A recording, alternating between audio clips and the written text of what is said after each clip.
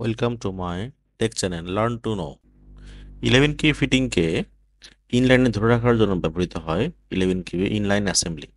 11 Q inline অ্যাসেম্বলিতে তিনটি অংশ থাকে। একটা হলো side mounting bracket. Side mounting ব্র্যাকেটের উপরে থাকে পিন ইনসুলেটর।